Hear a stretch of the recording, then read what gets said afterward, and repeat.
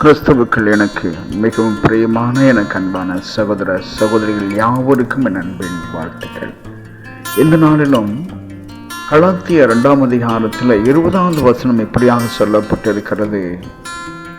வாழ்வது நான் அல்ல, கிறிஸ்துவே எனக்குள் வாழ்கிறார் என்று சொல்லி அப்போஸ்தலனாகிய பவுல் தன்னை குறித்து தேவன் தனக்குள்ளாக வாழ்கிறதை குறித்தும் அவன் சொல்கிறதை நாம் பார்க்கிறோம்.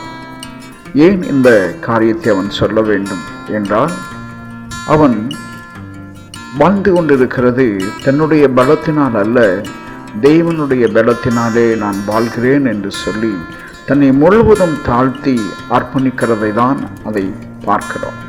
கிறிஸ்துவும் கூட தன்னை பின்பற்றுகிறவன் தன் சிலுவை அல்ல, என்னுடைய சிலுவையை சுமந்து கொண்டு எனக்கு பின்பே வர கடவன் என்று சொல்கிறார். வேதாகமத்திலே நாம் பார்க்க முடியும், பெரிய செல்வந்தனான வாலிபன் தன் ஆண்டுடைய வார்த்தையின்படியாக நான் சிறுவயது முதல் இந்த நியாயப்பிரமாணத்தினுடைய கற்பனைகளெல்லாம் நான் கைக்கொள்கிறேன் என்று சொல்லி ஆண்டவரிடத்திலே தன்னை குறித்து சொல்கிறதை பார்க்கிறோம்.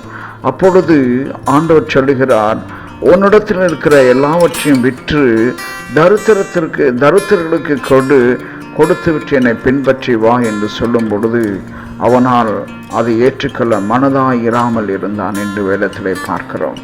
பிரியமானவர்களே, இந்த உலகத்திலே நமக்காக வாழ்வது, நமக்காக பாடுபட்டு உழைத்து நம்முடைய குடும்பத்திற்காக சம்பாதிப்பது என்பது எளிது. ஆனால் கிறிஸ்துவின் நிமித்தமாக நாம் பாடுகளை அனுபவித்து கிறிஸ்துவை பின்பற்றுவது என்பது கடினமான ஒரு காரியம்.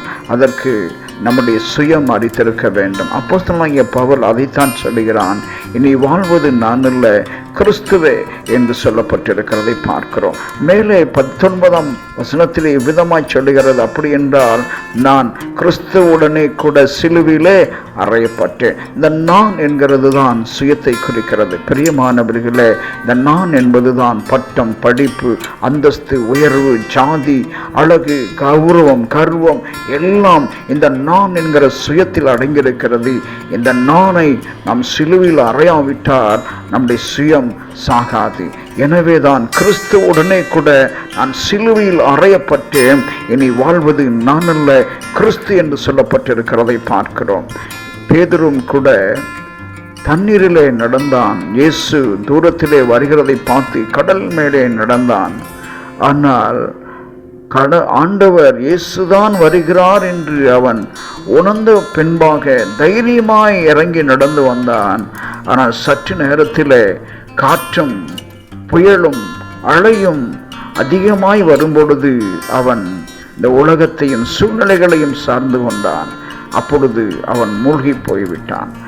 எந்த பிரச்சனையும் வராமல் இருக்கும் பொழுது நம் ஆண்டவரோடு நெருங்கி நடக்க முடியும். ஆனால் போராட்டங்கள் வரும் பொழுதோ, இந்த உலகத்தினுடைய பிரச்சனைகள், பாடுகள், உபத்திரவங்கள் வரும் பொழுதோ, கிறிஸ்து நிமித்தம் வருகிற பாடுகள் நிமித்தமாக நாம் அநேக நேரங்களில் இடறி போகலாம்.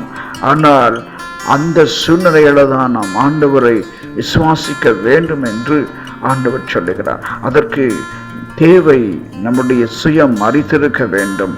நாம் கிறிஸ்துவுடனே கூட மரித்தோம் என்றால் அவருடனே கூட நாம் உயிர் தேடவும் முடியும் என்பதுதான் இதனுடைய பொருளாய் இருக்கிறது.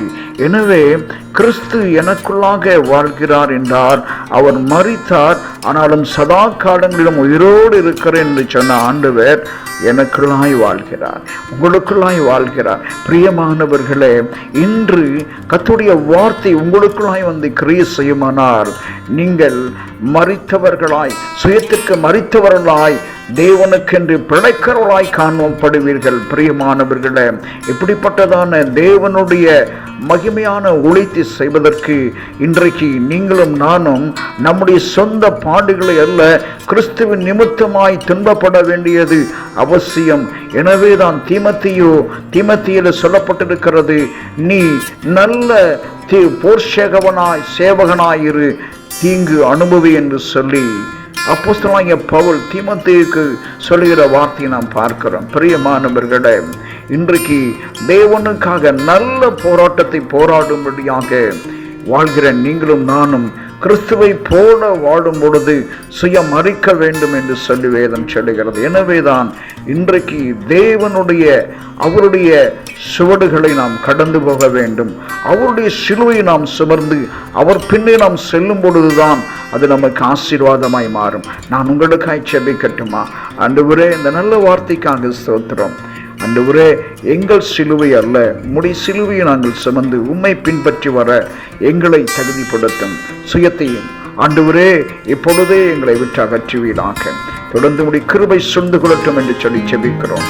இயேசுவின் நாமத்தினால் ஜெபிக்கிறோம் நல்ல பிதாவே. ஆமென். God bless you.